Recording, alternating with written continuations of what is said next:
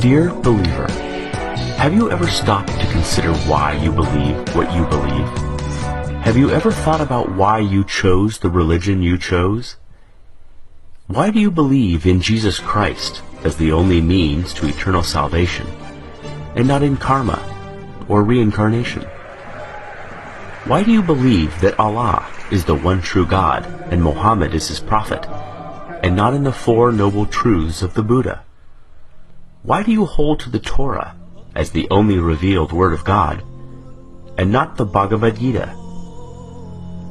Dear believer, do you ever wonder why your heaven resembles a utopian earth, and is composed of the same base elements found right here on this planet? Do you ever wonder why your deity governs within a power structure that resembles that of the specific time and place in which your holy text was written? Do you ever wonder why your God looks just like you, or the animals with whom you share the planet? Dear believer, is the faith you practice the dominant one within your culture? Do you not find it at least a little suspicious that the overwhelming majority of all religious believers adopt the religion of the society into which they were born, yet remain convinced they've lucked out or been divinely admitted into the one true faith? Does it not make you at least somewhat apprehensive that almost every person of faith chooses belief not because of its virtues, supporting evidence, moral codes, or expression of worship, but rather because it was what they were born into?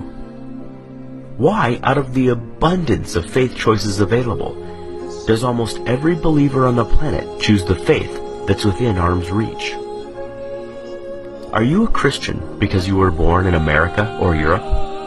A Muslim because you were born in Saudi Arabia or Indonesia? A Buddhist because you were born in Japan or China? A Hindu because you were born in India?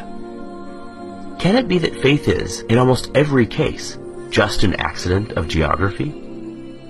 Do you sincerely believe that had you been born in another country, you'd undoubtedly still be practicing the same faith you now embrace? Dear believer, is the faith you practice that of your parents and their parents before them? Is it the first to which you were exposed? Did you know that nearly all religious devotees end up believing what they were taught to believe by their parents? Why is it that we scoff at the idea of labeling a young person a Republican child, or a Marxist child, or a Keynesian child, understanding he or she lacks the intellectual discrimination, life experience, and wisdom to make such a complicated and nuanced decision? But we do not raise so much as an eyebrow when a youngster is referred to as a Christian child, surely a choice no less complex. Could it be that there's no such thing as a Muslim child, just a child of Muslim parents? Dear believer, you are supremely confident in your faith. You know it is the right one, and all others are wrong. You are literally willing to bet your eternal soul on that very fact. And yet, have you ever stopped to consider that there are 24 major religions and literally thousands of different faiths practiced on this planet? Did you know that within Christianity alone, there are more than 45,000 different denominations, each claiming to understand ultimate truth better than all the others? Do you realize that each member of every faith practiced is just as devout, just as sincere, and their conviction every bit as sure as yours? Did you know they too read infallible holy texts, have airtight apologetics, have experienced miracles, feel God's presence, sense His still small voice, obediently follow His perfect will for their lives, love Him indescribably, and can defend their belief with the same fervency as you do yours?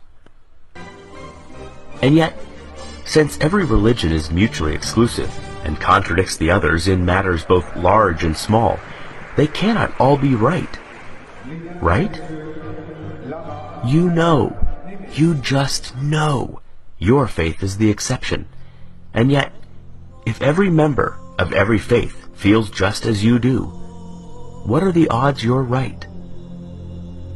Dear believer, I've often been told that my unbelief is a guarantee of missing out on heaven and ending up in hell.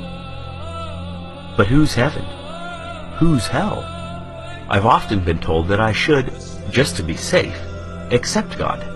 After all, what have I got to lose? But who's God?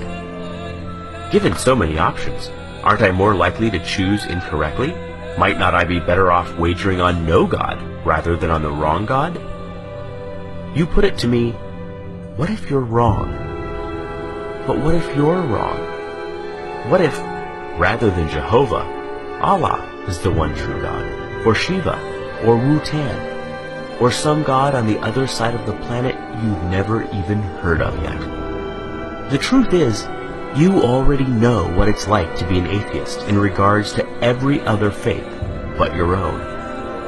It's clear to you that adherents to other faiths are mistaken, deluded, or deceived, but they think the same of you. The way you view them is exactly the way they view you. Every devout Hindu has embraced his faith for the exact same reasons you have embraced yours. Yet you do not find his reasons compelling, nor do you lose sleep at night, fearing that if you die, you'll wake up in his hell. Given this, is it so hard to see why some of us just take our atheism one God further? Believer, if you honestly value the truth above all things as you claim, as I truly know you do, you must confront these fundamental questions. Far better, Carl Sagan said, to embrace a hard truth than a reassuring fable.